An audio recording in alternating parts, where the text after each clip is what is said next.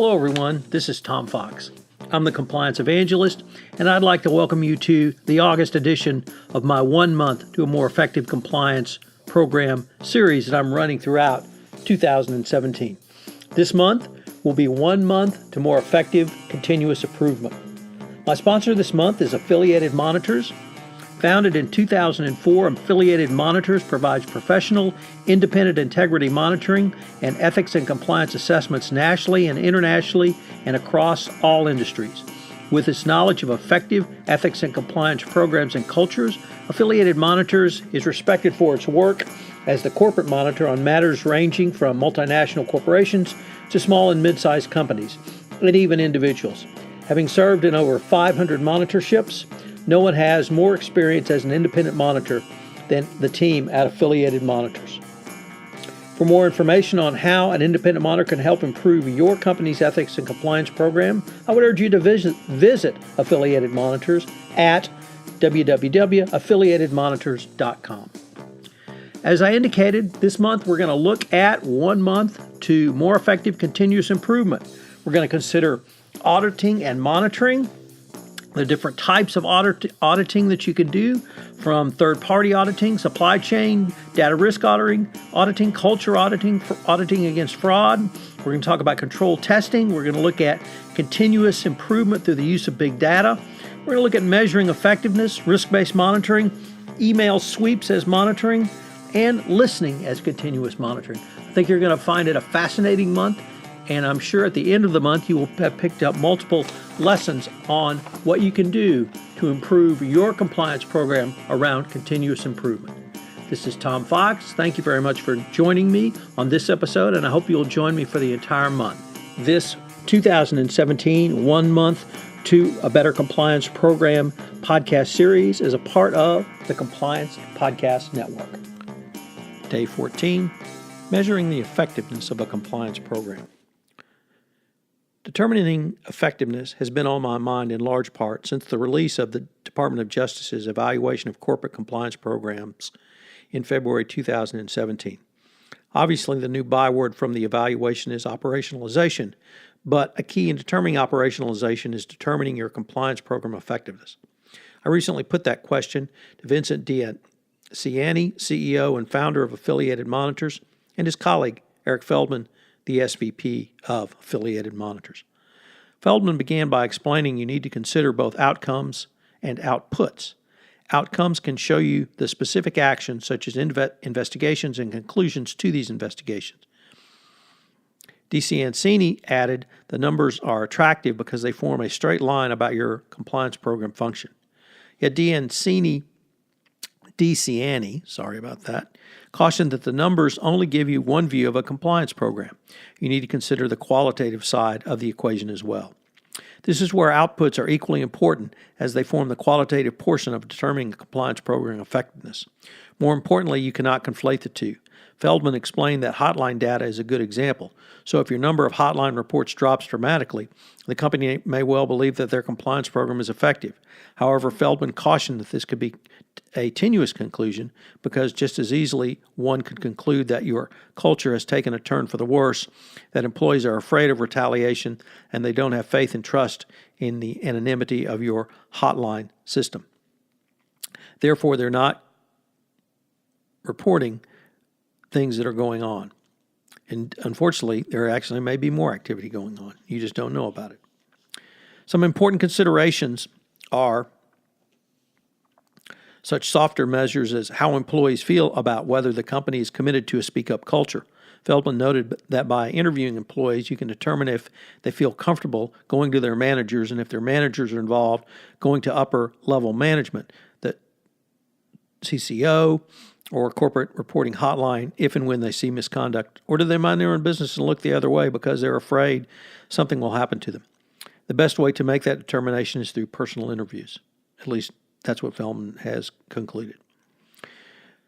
Another key way is to determine if you have a effective compliance program, is to see if there is a correlation about what the company says on paper on its mission, vision, and values around compliance. Here, a key metric is performance incentives, bonuses, promotions, and assignments. You must ascertain if the financial packages are based solely on hitting your numbers, or there are elements that balance out the financial measures with ethical measures and integrity measures. For example, is a manager effectively disseminating the ethics message and building an ethical culture within his or her group, and are they rated in a performance appraisal that should be a part of their bonus system? One valuable resource I've found was the Healthcare Compliance Association and OIG's 2017 March release of Measuring Compliance Program Effectiveness, a Resource Guide. Although it was publicly released after the DOJ evaluation in February, it was drafted prior to that time, so that the document's release and hence did not have the benefit of the DOJ's most current thinking on measuring compliance. The document is an excellent resource on not only what to measure, but equally importantly, how to measure. The 7 elements of a compliance program is detailed in the U.S. Sentencing Guidelines. While the focus is clearly toward the healthcare industry, the concepts are broad enough for any industry or compliance practitioner to use to determine the effectiveness of a compliance program. Finally, it's very cost effective as it's at no charge, available on the OIG website.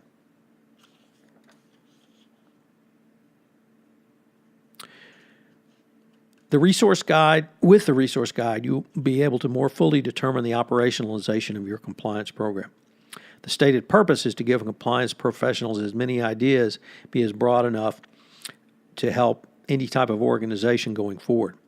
It also allows a tailoring and measurement of how your company's managing its own risks. The frequency of use of any measure should be based upon an organization's risk size, areas of risk, resources, industry segments, etc. So what are some of the things it advocates that you take a look at? Well, really, it's the entire panoply under the sentencing guidelines, but I want to take just a couple of examples. So what to measure around an active board of directors in compliance? Well, review the meeting minutes where compliance officers report in person to the Audit or Compliance Committee or to the Board of Directors, and conduct inventory of reports around a board. How about budget? Well, here you review the charter of the governing body, the Board of Directors, to verify it includes the approval of the compliance budget. Sufficient compliance resources. Review the budget and staffing to ensure sufficient risks are adequately managed. What about commitment from the top? Review the compliance program resources. Review documentation to ensure staff, board, and management are effectively involved in the program. Conduct interviews of the board, management, and staff. So these are just touchstones around some of the things that you can measure. I can't really emphasize enough that it's the measurement, as Feldman notes, really of these softer qualities adding to the quantitative aspect of your review. DeCiani concluded by emphasizing the need for both a qualitative and quantitative approach to measuring compliance program effectiveness. Numbers are important, but they only tell part of the equation. He stated that both are very important, but I think without having consideration of both in place, you would not obtain a full understanding of how an effective compliance program is in its operations. So what are today's 3 key takeaways? Number 1, you should test your compliance program effectiveness through both a qualitative and quantitative approach. Yes, you have to look at the numbers. You have to look at the number of hotline complaints. You have to make that comparison. You might want to look at GTE spend. You might want to look at your spend for agents. You might want to look at sales correlated with CSR spend and or charitable donations in a high-risk geographic area. But that's the part of it. Also, never forget the qualitative approach. And I've detailed some of the questions you should ask and drawn upon the experience of Feldman and DeCiani for interview techniques and topics. How do you tie the company's missions, values, and vision to its operation in the field?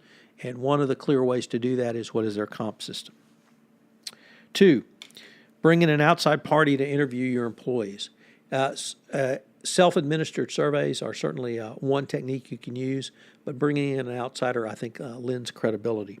3, I've just touched upon the HCCA OIG guide here, but it's really an excellent resource for you to consider compliance program effectiveness.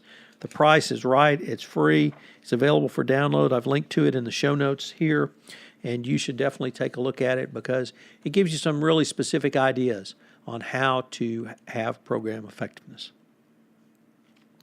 This is Tom Fox. I hope you've enjoyed day 14 of 1 month to more effective continuous improvement, and I hope you will join me tomorrow for day 15. This is Tom Fox again. I'd like to thank you for listening to this episode of 1 month to more effective continuous improvement in your compliance program.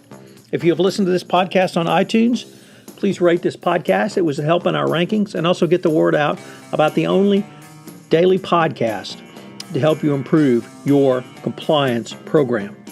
If you have any questions, you can email me at tfox@tfoxlaw.com. This is Tom Fox. I'm the Compliance Evangelist, and you've been listening to 1 month of more effective continuous improvement from the Compliance Podcast Network.